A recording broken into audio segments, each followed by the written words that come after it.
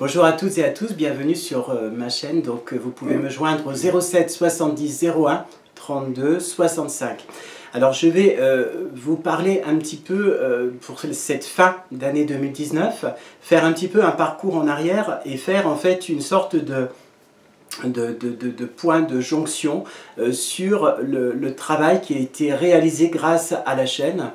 entre autres, et qui, je vais essayer de vous expliquer un petit peu pourquoi j'ai mis en place cette chaîne et quel impact cela peut avoir aussi en termes de communication. Donc durant cette année 2019, j'ai beaucoup travaillé sur la problématique donc, de la maltraitance morale. Vous avez pu voir et constater aussi que sur à partir du mois de septembre, on va dire 2019, j'ai un petit peu changé de méthode de travail en apportant davantage peut-être de professionnalisme entre guillemets à la chaîne. Pourquoi? Eh bien cette chaîne, je le dis parce que ça me paraissait être important aussi de l'expliquer aux différentes personnes suite justement peut-être aussi au questionnement qu'il y a eu à ce moment-là sur la chaîne. Eh bien cette chaîne est un moyen finalement de communication qui permet de faire connaître à la fois mon travail, de faire connaître aussi les problématiques de la psychothérapie qui sont souvent les gens en tout cas voient ça réservé à une sorte d'élite. Moi j'ai voulu vraiment essayer je veux en tout cas par cette chaîne vulgariser entre guillemets, le travail thérapeutique pour me rendre accessible aux gens et permettre donc à certaines personnes qui, comme moi, vont aller sur Internet faire des recherches sur un sujet spécifique, et bien trouver via peut-être la vidéo des réponses en fait à des questionnements que l'on peut avoir. Cette année 2019 aussi a été une grande première pour le cabinet, pour mon travail. C'est-à-dire que j'ai mis en place l'idée de la création d'une maison paramédicalisée dans l'est de la Somme, donc là où je suis, dans la région de Bettencourt-sur-Somme, en lançant en fait une souscription. Cette souscription a été extrêmement compliqué d'expliquer aux gens la raison pour laquelle je voulais faire cette maison paramédicalisée. J'ai été aussi victime d'attaques assez violentes où on m'a accusé finalement d'escroquerie, etc. Donc du coup ça a considérablement, je dirais, affaibli l'idée de cette maison paramédicalisée, en tout cas aux yeux de certains, et ce projet continue quand même à se réaliser, peut-être un peu moins directement, mais toujours dans l'intention de créer quelque chose qui permette à des personnes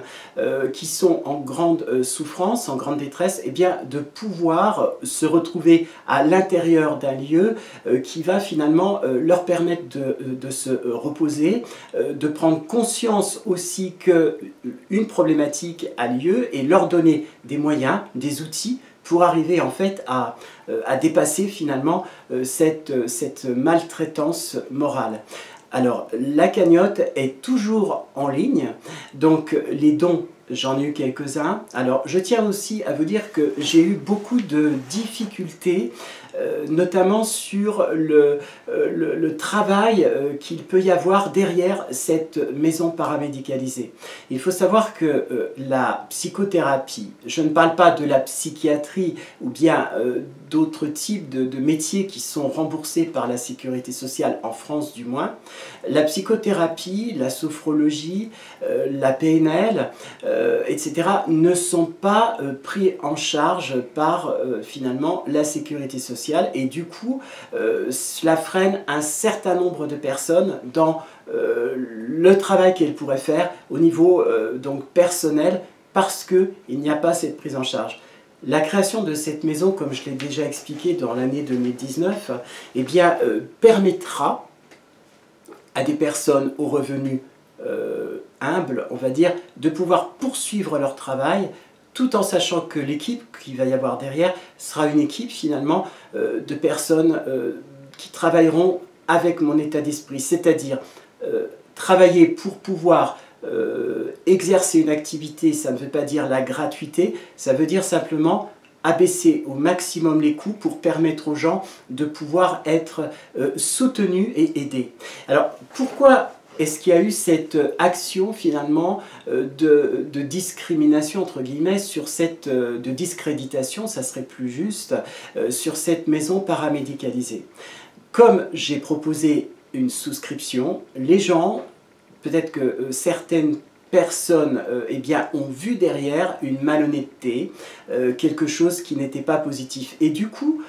il y a eu une campagne de désinformation qui, entre le mois de juillet, fin juillet et fin août, début septembre, m'a vraiment porté préjudice en tant que thérapeute, notamment au niveau de ma crédibilité, du travail que j'ai mené, mais ça ne m'a pas du tout empêché de continuer, ça a juste été un petit peu compliqué. Il y a eu une baisse des nombres de vidéos qui ont été vues sur ma chaîne, une baisse aussi peut-être des personnes abonnées. Alors, je me suis demandé pourquoi, par exemple, aussi, eh bien, cette année 2019 avait été une année riche de rencontres. Je voudrais revenir sur une étape de cette année 2019 qui est très importante, qui est la rencontre avec une internaute qui a beaucoup compté, qui a parlé aussi de sa problématique donc de maltraitance, hein, donc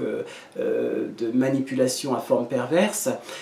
et bien qui aujourd'hui est sortie totalement finalement du monde entre guillemets de YouTube pour vivre sa propre existence. Et à cause justement de la discréditation de certains, c'est-à-dire des attaques qui ont eu lieu sur cette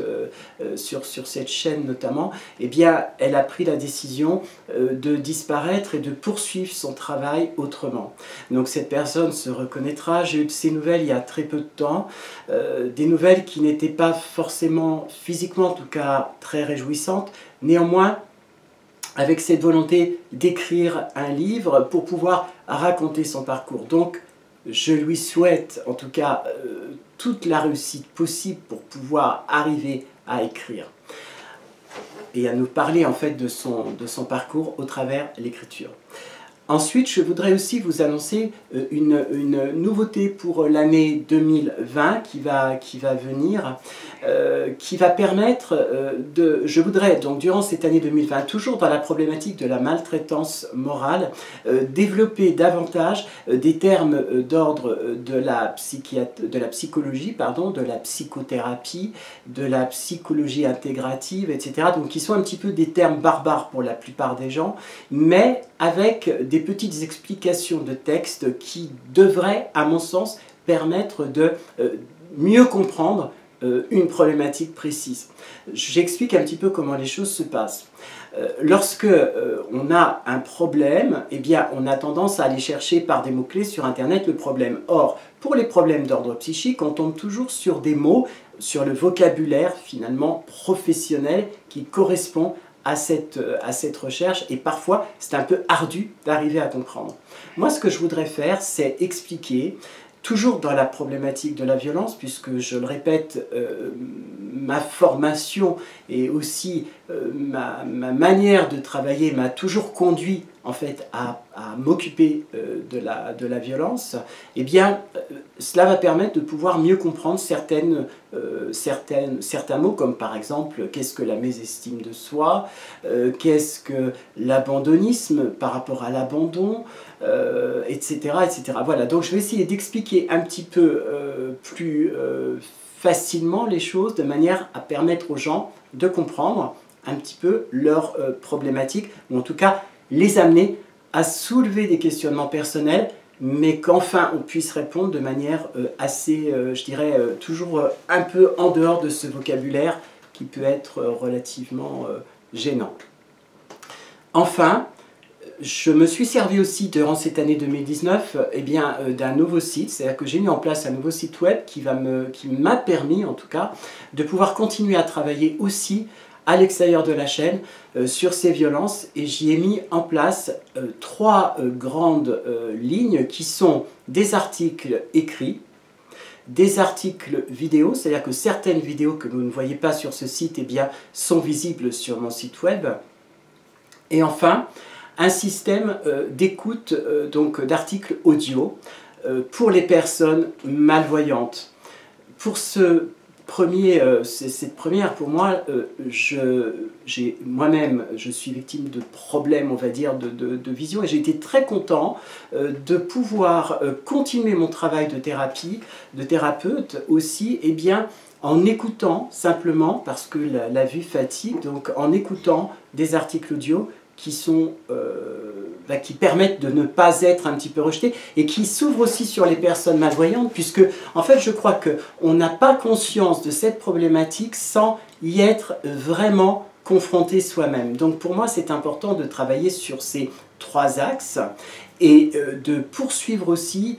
tout le travail finalement d'accueil des personnes, d'écoute, voilà, donc qui va faire que, eh bien, avec le temps, peut-être que les choses arriveront à être plus claires pour les personnes qui sont derrière l'écran. Voilà, j'espère ne pas en tout cas avoir été trop compliqué pour cette vidéo. Je voulais à toutes et à tous vous souhaiter une merveilleuse année 2020, qu'elle soit vraiment pleine de la réussite de tous vos projets, que vous puissiez aussi, dans cette année à venir, eh bien, poursuivre cette quête de recherche de vous-même, des problématiques que vous pouvez rencontrer et aussi des solutions qui peuvent vous être apportées. Je voudrais tout particulièrement m'adresser à la Grèce, à qui je fais une salutation à distance, au Canada aussi, que je salue, en Croatie,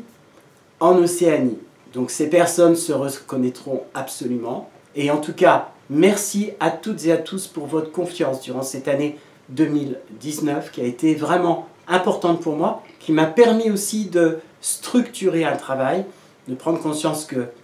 la vidéo était un bel outil de communication. Merci à toutes et à tous.